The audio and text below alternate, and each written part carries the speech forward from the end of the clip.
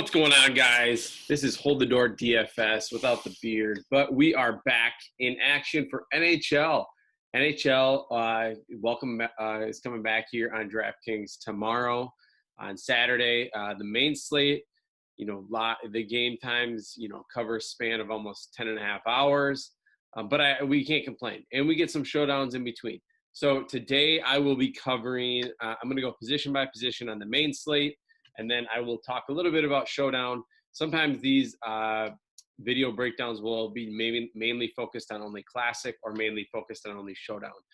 You can get all my core plays in our NHL Premium Discord channel that you can also get access to with our VIP subscription, which gives you access to everything, including WNBA, soccer, NBA, MLB, esports, everything that we are playing on a consistent basis. I'm really pumped to get back into this, especially Showdown, where I already see some adjustments made by Draftkings, which will make lineup construction a lot different. So make sure you tune into that when we get to that part here. But let's dive in. There obviously is going to be, if you're going to be playing, you need to pay really close attention to Twitter, line rushes. I use sites like the app Left Wing Lock. I also use Daily Faceoff. I kind of compare both of them. If I'm in a vacuum trying to figure out which one's better, I think Daily Faceoff is better at, they actually predict what they think is going to happen and then update it when it happens, where Left Wing Lock does not change their lines until it is time-stamped warm-ups at this time on this day. So when I see it on Left Wing Lock, I'm 100% trusting that. So that is where I go first, and then I also double check with Daily Faceoff. But as you see here, we have 5 games spanning over 10 and a half hours. So I'm going to go position by position. There is plenty of value on this slate already just from the studs, some of them being underpriced.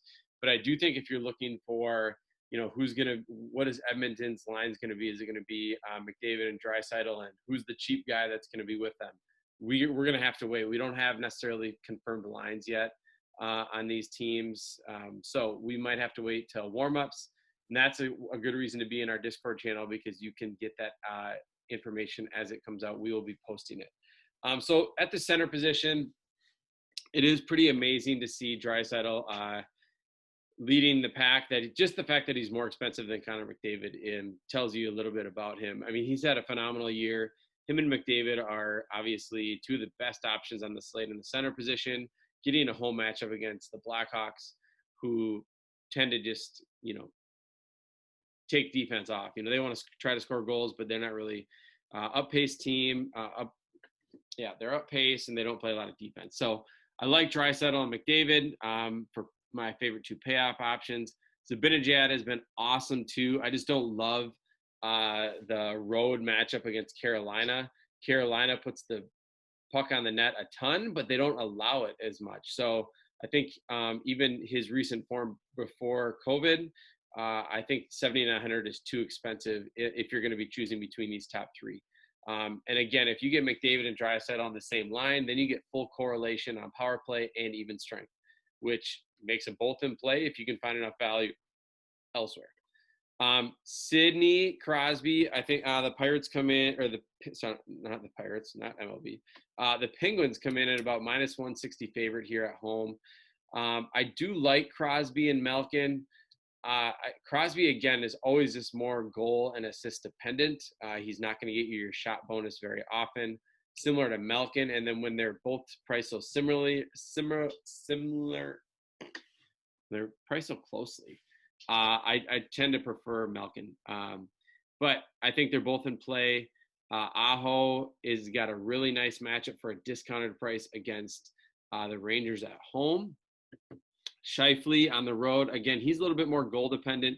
The 6,000 price tag is way too cheap regardless. His upside of a 3-point game, an assist, and a goal on a power play. So I do really like the upside of Scheifele here. And Aho more than Crosby and Malkin.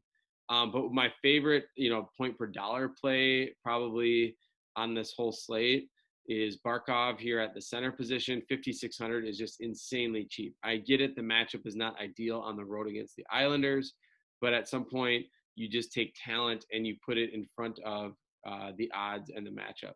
And I think the same can be said with Trocheck. Again, Trocheck is now obviously not with Florida anymore. He is with Carolina, but 4,600 is insanely cheap. Brock Nelson has been playing really well before the break. Again, I do need to just see some lines. If Trocheck is bumped down to the third line and gets power play 1, I'm not as intrigued at 4,600. But if he's in on the second line, not with the line opposite of Aho, and getting some good power play run, I like him quite a bit. 4,600 is a steal. As we go down here, you'll see some names that will likely come out as value later on, like Kirby Dach. Jordan Staal is way too cheap at 3,600. Suzuki has found himself in a top power play role quite a bit this year.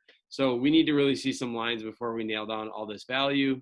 But I would definitely make sure you are in our Discord channel when these lines come out, because we will get them posted. So that is the center position.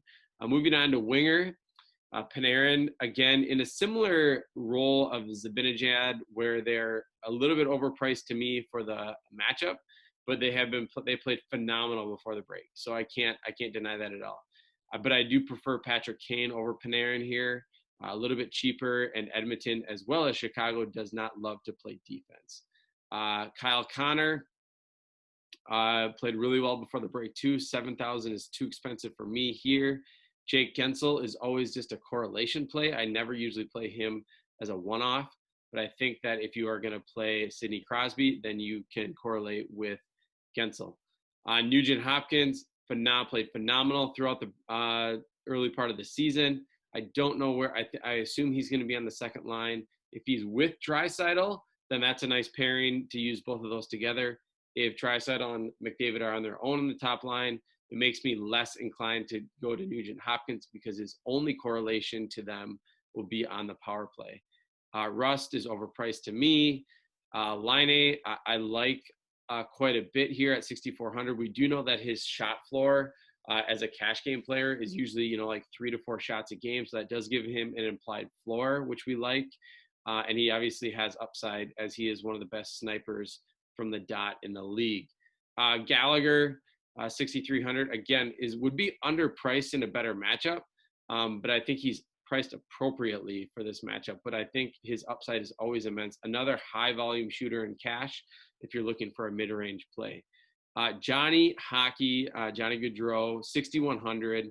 Again, probably close to Barkov, where they're just so underpriced. So this is where you can really load up on a really balanced lineup using guys like Barkov, Gaudreau. You go down here at Huberdeau at 5,900, who will correlate with Barkov almost certainly. And then you have Patrick Hornqvist, Teravainen. Teravainen, I'm a little bit less inclined because he's more goal dependent, less of a floor with shots. But Hornqvist, depending on where he lines up, if he gets a line rush with either Crosby or Malkin, I love him. But there is a chance that he would be down on the third line, and his only correlation to the top players on Pittsburgh would be via the power play. Blake Wheeler, 5,600 is pretty laughable price tag. I love him there. Same with Mike Hoffman, 5,500. Anders Lee is too goal dependent for me, but the matchup is good against Florida. As we move down here, Lindholm saw his price tag at some points being mid-6, upper-6, because he was lined up with Monahan and Gaudreau. If he does get that full correlation on the first line and the first power play, he is definitely in play at 5,200. Jason Zucker, my former Wild, he would likely have full correlation with Sidney Crosby and Gensel if the lines stay the same, where he played on the first power play unit and also played on the first line in even strength. He would be a phenomenal value at 4,800 if that line stays the same. Dadonov will be, I think, pretty popular here, 4,300. Again, a really good point per dollar guy, a guy that we normally would see upper 5s, lower 6s. Again, I don't know if DK is just really scared off of the matchup, which I think the matchup is a little bit less than ideal, but these price tags are a little bit ridiculous. Moving down here, I don't think we're going to see, who we want for sure in value again until we see some line rushes, but we'll probably be looking at guys like Cassian has ran that first line with McDavid. Athanasiou has also got quite some run up there, who would be a nice value. Let's see, who else? Nino Niederreiter, likely a top 2 line guy, so that would bring some value. Just hope to get him. Chason, again, these guys for Edmonton kind of just rotate who gets the chance to play with the studs. But we will get that value updated at the winger position and the center position when we get lines. Defender, my favorite position as a cash player in NHL DFS. Chris Letang leads the pack at 6,300, which is, I think, warranted. I think it makes sense. But I do think we have some underpriced guys that I think the matchup for Letang is optimal. I don't think there's anything that you can hide about that. Same with Oscar Klefbom. I mean, these two guys, and Giordano, Shea Weber, these guys are not going to come off the ice much. They're going to be on the ice, 24, 25 minutes. They all have top power play. Giordano came off an injury earlier this year. But, I mean, you're going to see, his floor of block shots and shots on goal are usually so high that he actually has opportunities to get the double-double bonus, is what we call it in NHL, where you get the 5+ shots on goal and the 3+ blocks. And that is a phenomenal way to get upside out of a defender. Shea Weber went on an insane streak throughout the year and then has kind of cooled off lately. When Montreal was just on a heater, he was part of a lot of those goals, as he is usually on the first power play unit. Petrie is the secondary defenseman, but also plays a ton of minutes. Darnell Nurse is always a great cash play as well. He was a better cash play when Klefbom was out because he was the main guy. But even when Klefbom came back, we saw him still getting 23, even 27 minutes here. And if you see, again, the block shot bonus is always in play for him, and the shots on goal are always, 3 to 4. So, and then if he gets an assist in there, he's 10+ easy. As we move down here and some more value, you could see Gustafsson possibly as a decent value. Yandel and Ekblad, I when they're always so close in price, I usually just choose the cheaper one. So Yandel at 4,000 would be viable. Ethan Bear played a larger role at the end of the season. I mean, just look at the time on ice here. So at 3,700, if he gets me 5 to 10 points, I'm really happy. So Ethan Bear likely will be in a similar role to that again, getting quite a few minutes on the ice. TJ Brody is a nice value here. Again, another, I would say ice eater here in hockey, over 20 minutes of ice time a game. Look at that floor. He always is getting, these games were, I guess, a little bit boosted by goals, but normally he's getting the shots plus blocks at 3,200 is a nice price tag. Again, we'll kind of keep looking down here. Let's see, Boquist, he's an elite talent in the prospect, but we just need to see him get some more minutes. Otherwise, again, be on the lookout in our Discord channel. We will have all of our value plays.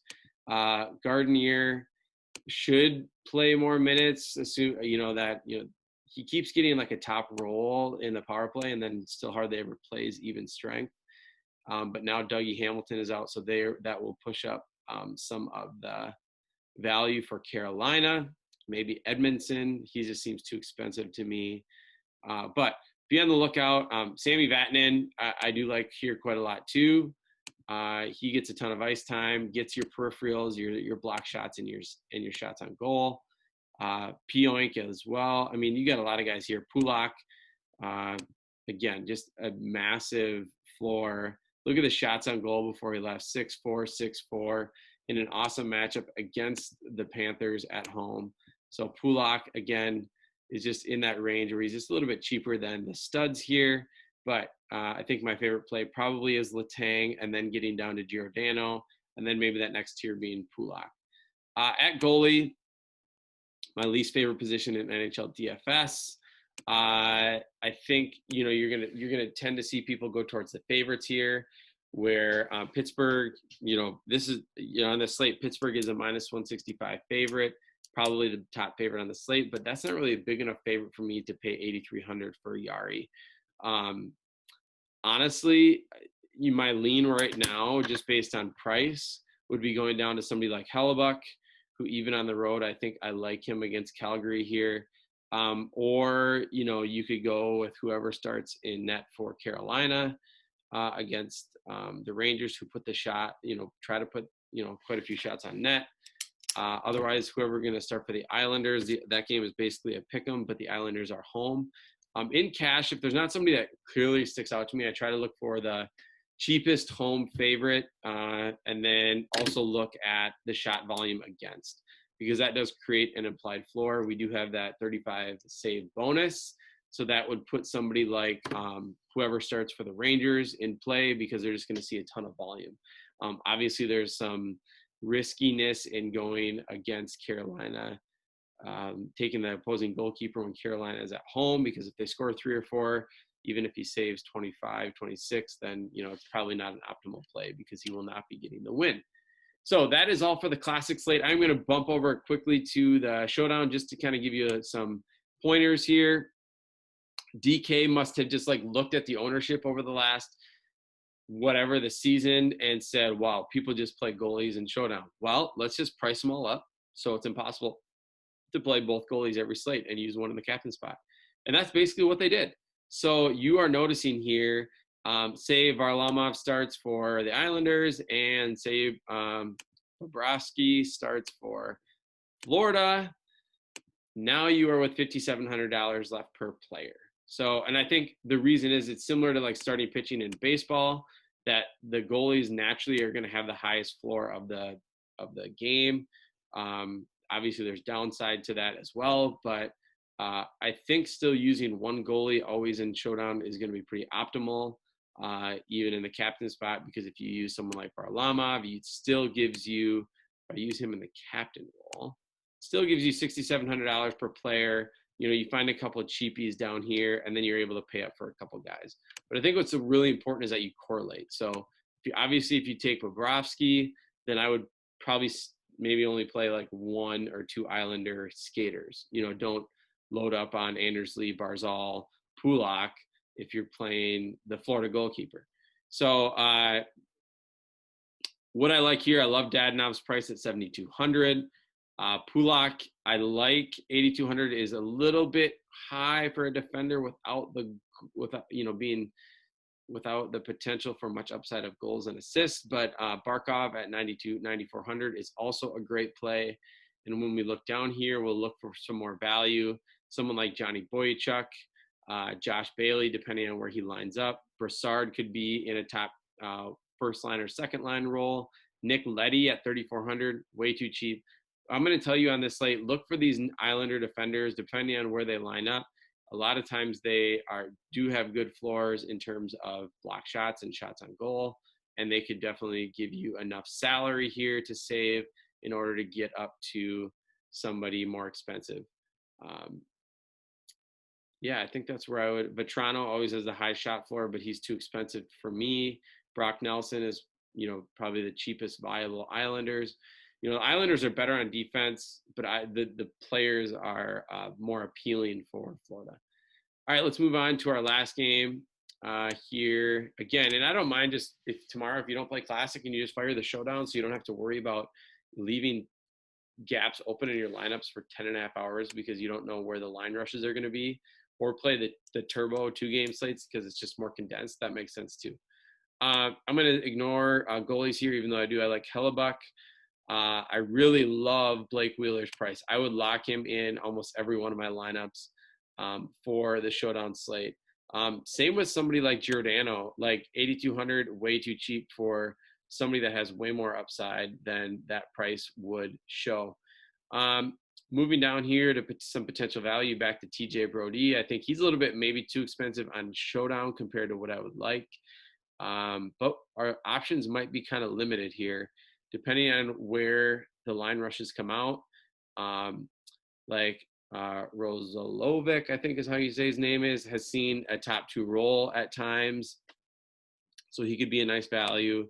Josh Morrissey at 5,800 sees a ton of ice time as well. I just get into the point a lot of times in Showdown where I don't love just going mid-range, because I think the floor isn't there and the upside is limited. So I'd rather just punt and get somebody with more upside up here, like somebody like Monahan or Gaudreau, Line, Tkachuk, obviously Connor, depending on, and again, I would correlate. So make sure you're correlating, try to correlate power play and or even strength. I don't mind, I do like using the strategy in cash of correlate and cover, where you are, using, correlating in power play, but your guys are on different even strength lines. So you are covering if either even strength lines score, hopefully you have a part of that, while also being able to correlate completely on a power play goal. So that's kind of where I'm at. I think showdown slates are going to come down to deciding what you're going to do with goalie. It's going to be tough unless there's some immense value on some slates to use both goalies and using one in the captain spot. But I do think in cash, using at least one goalie and likely in the captain spot is almost optimal, unless you have somebody like Nathan McKinnon or, Kucherov or somebody that has a lot higher floor. I'd say McKinnon. McKinnon has like the highest raw floor, or Brent Burns or something like that in NHL. Then I think you can make a case for using them in the captain spot. But I do not like completely punting in the captain spot, because your options, the potential of like 0 or 1 is really still, it can happen. It's just like baseball, where they can just go 0 for 4 and you just put a hitter in the captain spot. So that's my take. I'm a cash player. GPPs, correlate. Hockey is always about correlating, not playing guys against your goalie. Try to maybe use a one-off, but you can go a 3-3 stack and things like that in Classic. So hop over to our Discord channel. I will have you all covered tomorrow, and make sure you give this video a like and be on the lookout for more NHL content from Fantasy Sports Insight. All right, have a good one.